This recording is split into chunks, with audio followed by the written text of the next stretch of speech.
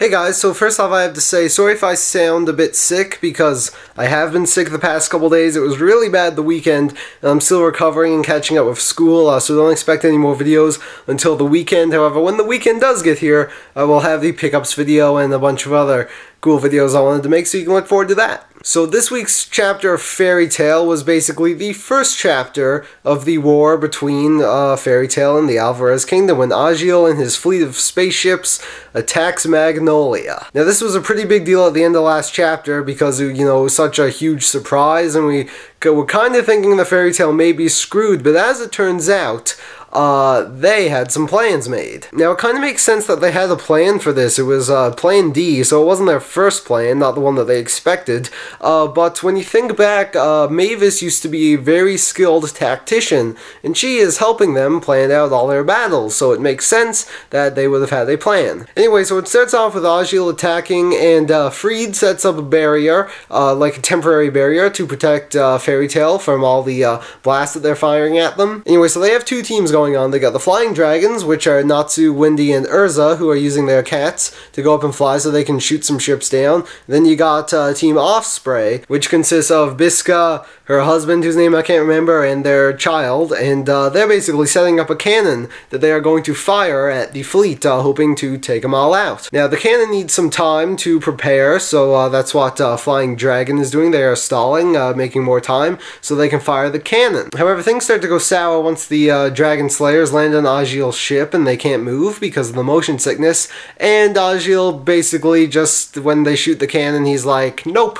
He just, like, scatters it everywhere. So things are looking pretty crappy, but then, right when Ajeel's about to do away with the Dragon Slayers, we see that the ship gets a huge chunk sliced off of it, and it was, of course, Erza. And now it looks like that Erza and Ajeel are going to have a duel.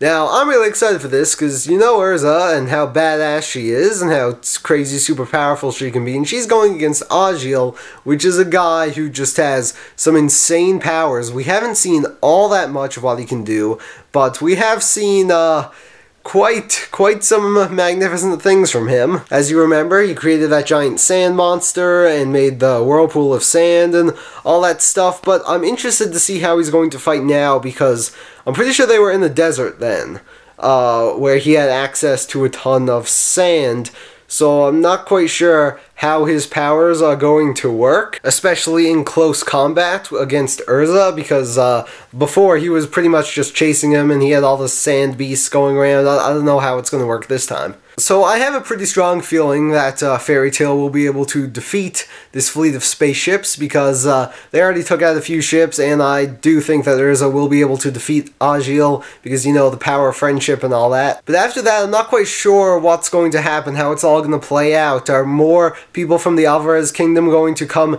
and attack them, or are they going to attack the Alvarez Kingdom? Where are all the other Spriggan people? Like, why didn't they come with Ajeel? I have a feeling that maybe this could just be a test that the Spriggans are doing, just to see how strong Fairy Tail is. Like, if they can defeat the fleet, then oh crap, we're gonna have to do something. But, you know, if Ajeel and his fleet can just take them out like that, then hey, there's no problem there. We also know for a fact that Acnologia will be showing up at some point, so I'm very excited for that. I don't know if he'll show up sooner rather than later, but we do know every time he shows up, some crap's gonna go down, so I do have a feeling that it may not be the right moment for him to show up. I think it will be a lot more chaotic when there are more of the Spriggans joining the battle, and they're fighting all the members of Fairy Tail, you know, one-on-one or whatever, and then all of a sudden Acnologia shows up. That would be pretty awesome, but also, yeah, they'd be kind of screwed. I'm also still waiting for Gildarts to return, because you know he eventually will,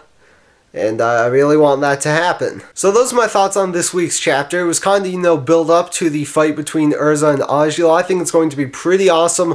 Hopefully Mashima doesn't have one of those, you know, stupid bullcrap endings of fights that he sometimes does. You guys know what I'm talking about. And hopefully it'll be just a really awesome fight. You know, whoever's stronger will be the winner, and that will be awesome. Because there haven't been all that many fight scenes in this arc yet, because when you think about it, whenever a lot of action has been going on, it's mainly just been Fairy Tail running away from the Spriggan guys because they're so strong. But now I'm very excited to see the Fairy Tail members be fighting against a force to be reckoned with, because to be honest, after the time skip, all the enemies they fought so far, besides the Spriggans, yeah, they've been kind of pushovers. Avatar Guild, anyone? So with that, thank you guys so much for watching this review, and I will see you guys in a week for a review of the next chapter of Fairy Tail.